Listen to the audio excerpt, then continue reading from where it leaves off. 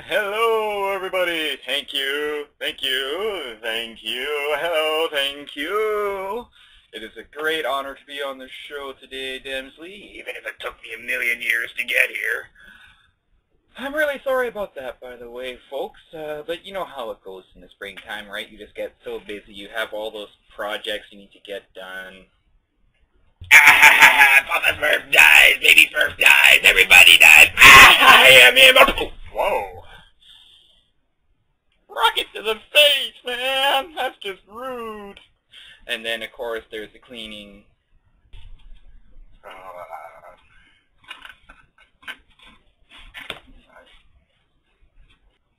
And then you just have tons and tons of work to do.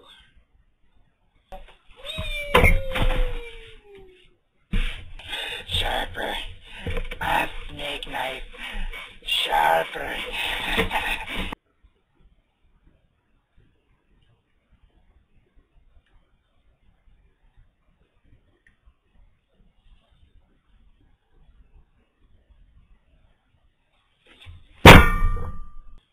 Alright, fine, alright, I admit it, I was just a lazy bugger, okay? I procrastinated. Because, well, I'm lazy! But, on with the show!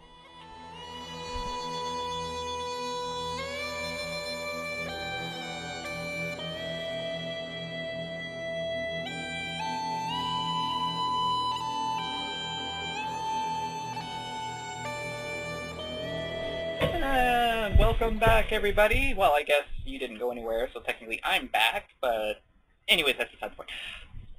Okay, first of all, my name. Okay, why did I choose the name Spirit Runner? Well, the simple answer is that because it's in memory of how I came to be bat-nut crazy. You know, as I wrote in, or said, I should say, in the other videos about my awakening, how it happened in basically when I was going for a run in the middle of the night, and it just kind of exploded into my awareness, all these things about my draconity and all those odd little things that I've come to know and love. And so, of course, naturally it was about you know, having a spiritual awakening while I was running. That, and also, well, you know, it also means running with spirits, which, hey, it's all fluffy and, you know, lovey-dovey and stuff, so hey, it's right up my alley. Now then, after that, of course, you got into the real questions that matter. For example, you know, what is meditation? Well, meditation is actually a surprisingly simple concept. You see, what it has to do with is just sitting down and being still so that you can examine your thoughts and yourself. Now, of course, the more you use meditation, the better you get at it, and the more it becomes a much broader tool for other things. But even still, at the very core, what it is sitting down and getting your brain to shut up for a while, usually by thinking about a very simple image or a very simple thought, you know, like you could go with one of the Zen questions, you know, like, what is the sound of one hand clapping? Which is, of course, impossible because you can't clap with one hand if you hit it again. Or, you know, simple things like the image of a candle burning in the middle of a dark area, and you're just sitting there watching it. And what this does, again, is it quiets down all the extra noise in your mind so that you have less distractions, so you can be more focused about the things that you want to focus on. You know, for example, examining your life, examining why you're doing what you're doing, and what you can do to make positive changes. And you know, it's basically just sitting and thinking. And then later on, you can use it for other tools as you learn other things to incorporate. For example, energy working is something that has helped a great deal by having a focused mind that isn't filled with distractions. So obviously meditation ties in with it very well. Now as well, it also ties in very well with martial arts, I feel, which of course gets us to the question of how. Well, like I said, it's about focus. Martial arts is, you know, a very physical act, and it conditions the body, it strengthens you, you know, you get more flexible, and, well, you turn into a badass mofo. But, however, without having the proper intentions for using it, then it can lead you down the wrong path unless you actually examine what you're doing.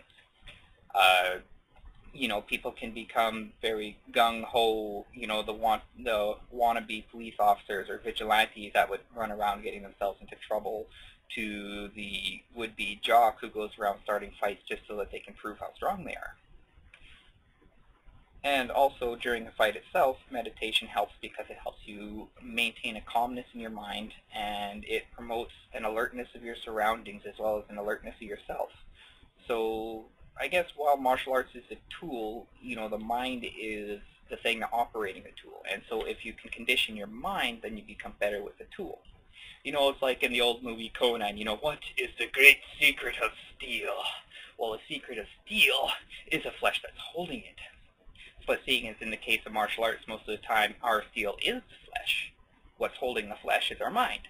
So if the mind has proper control of the flesh, then you become a much better martial artist.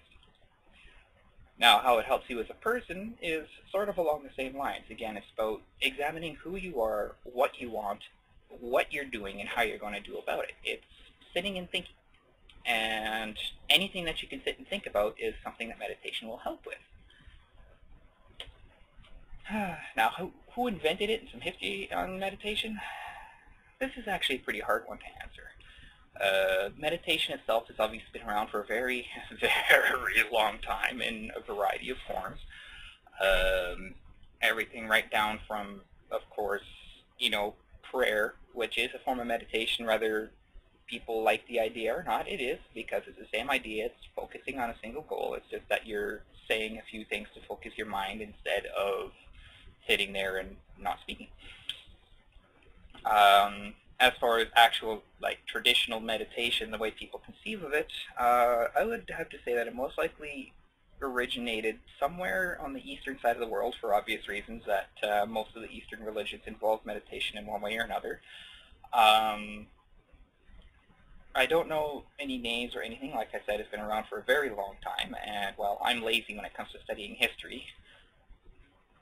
But Tibetan monks are associated with it, as well as the original founders of Shaolin and Buddhism. They all relied on meditation, and then it kind of carried west along with those martial arts and philosophical ideas.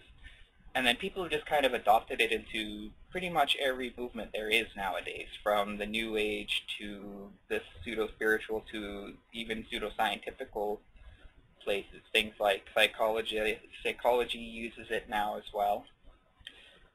And so yeah, it's basically just spread everywhere, so it's kind of hard to tell where it originally came from.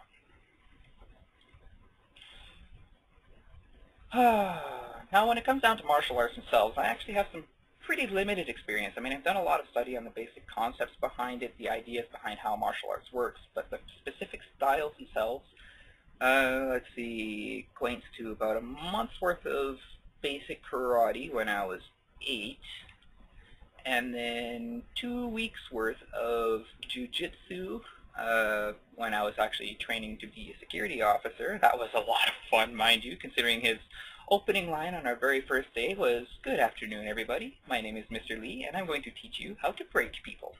And it was fun from there. But again, I've been studying a lot of the philosophies behind martial arts because, well, of course, that's where my focus has been. So I've been studying, like the ideas of Tai Chi and Judo, where it's, the maximum effectiveness with the minimum amount of force, using the opponent's own energy and then just turning it around on them. And by energy, I mean the broad scale of energy of everything from the amount of force they're using to their chi to, them running at you. You just step to the side and watch them run face first into a wall.